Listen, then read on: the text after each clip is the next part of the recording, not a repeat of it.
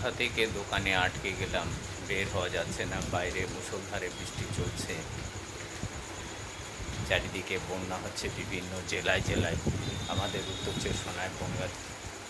চব্বিশ পরগনার বনগাঁতে কী হবে জানি না। তা চারিদিকে যে হারে বৃষ্টি হচ্ছে, এখানেও তো বৃষ্টির সেই ধাঁচ খুব একটা বেশি ছিল না, কিন্তু ক্রমশই বাড়ছে।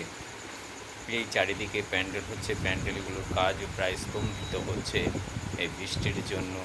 লেবারগুলো তারা রুজি রোজগারের জন্য সেখানে কাজ করছিল, তাদের কাজকর্ম প্রায় বন্ধ হয়ে যাচ্ছে থেকে থেকে।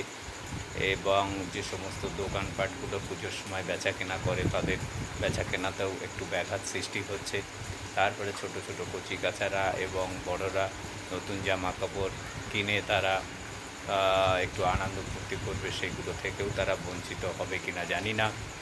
তাদের আত্মীয় স্বজন এবং প্রত্যেককে বাবা মা প্রত্যেককে তারা বছরে একটা জামা কাপড় দিয়ে থাকে, সেইগুলো থেকেও হয়তো এবার কি হবে জানি না।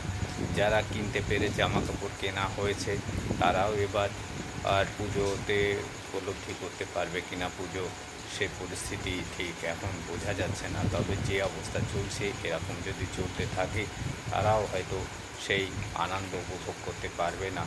জানি না ভগবান কী করবে। আমাদের 2000 সালের যে বন্যার ভয়াবহ পরিস্থিতি এখনও আমাদের শিহরিয়ে ওঠে। এদিকে আকাশের জল এবং তারপরে ছাড়া জল দুটোতেই আমরা প্রায় ভেসে যাওয়ার উপক্রম হয়েছিলাম। আমাদের এলাকাগুলোতে কোথাও মানুষ সমান জল, কোথাও ডুব জল, কোথাও আবার গলা জল। এই অবস্থার মধ্যে দিয়ে আমাদের কাটাতে হয়েছে।